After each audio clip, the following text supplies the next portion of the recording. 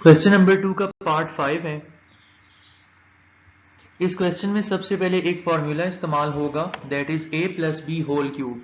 तो ये फॉर्मूला ज़रा आपके सामने मैं यहाँ पे लिख देता हूँ, ये आप याद रखिएगा। a plus b whole cube equals a cube plus b cube plus 3 times a square b multi plus 3ab square.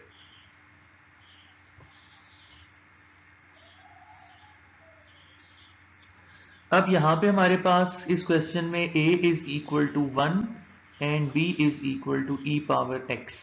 तो इस फॉर्मूले के अकॉर्डिंग न्यूमरेटर में हम ओपन कर देते हैं a plus b whole cube, वो होगा a का क्यूब प्लस b का cube plus 3 times a square into b प्लस 3 times a into b square whole divided by ये जो साथ गिवन है e पावर x, ये एज इट इज रहेगा, साथ में आ जाएगा dx। अब 1 का क्यूब आप जानते हैं 1 ही होता है, e power x multiplied by 3 will be equal to 3x। 1 का स्क्वायर 1 होता है, 3 1s आर 3 और 3 power 3 into e power x आ जाएगा, और यहाँ से x will be multiplied by 2, so you will get e power 2x and whole divided by e power x dx। अब इसको यहाँ से हम स्प्लिटिंग कर देते हैं, ब्रेकिंग कर देते हैं, ये टर्म्स को अलग-अलग डिवाइड कर देते हैं e पावर x पे। तो सबसे पहले 1 डिवाइडेड बाई ई एक्स होगा dx प्लस e की power 3x divided by E x. इसकी एक प्रॉपर्टी भी है, वो भी अभी मैं लिखवा देता हूँ, 3 power E x divided by E x dx, और आखिर में आपके पास आ जाएगा 3 power e 3 into e power 2x dx divided by E x. अब प्रॉपर्टी ये है कि अगर आपके पास इस किस्म की सिचुएशन बन रही हो, a और b हो या ज्यादा क्वांटिटीज हो, तो आप इनको अलग-अलग c पे डिवाइड कर सकते हो। ये एलसीएम की एक प्रॉपर्टी है।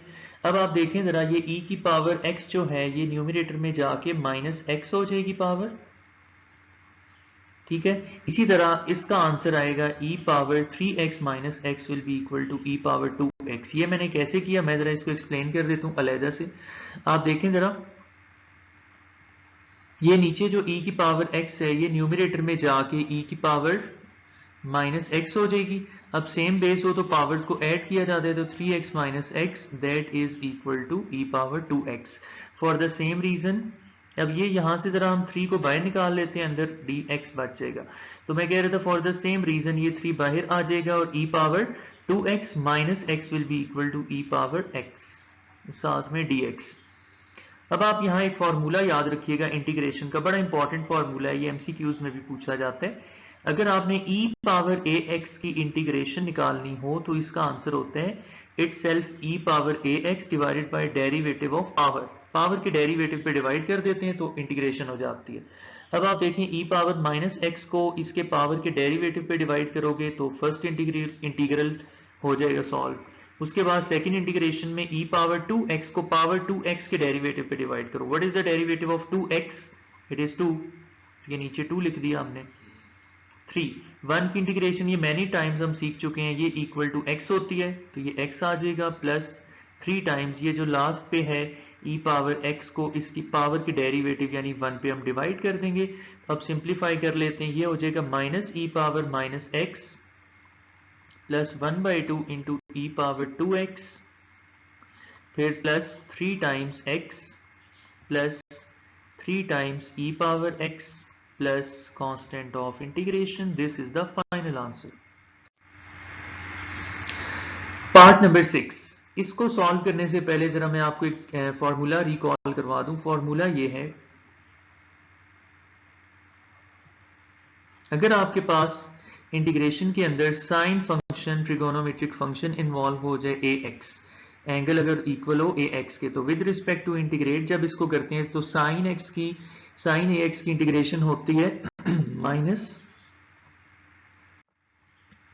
साइन एक्स की इंटीग्रेशन होती है, साइन ए एक्स की इंटीग्रेशन होती है minus cos of A x, और एंगल के डेरिवेटिव पे हम डिवाइड कर देते हैं, ठीक है।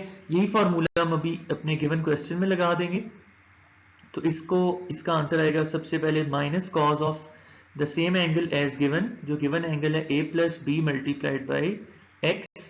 अब देखें एंगल क्या है, this is the given angle a plus b times x।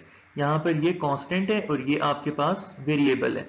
तो आप देखो जरा डेरिवेटिव कैसे निकालोगे, कांस्टेंट को साइड पे कर दो तो डेरिवेटिव हो जाएगा x का।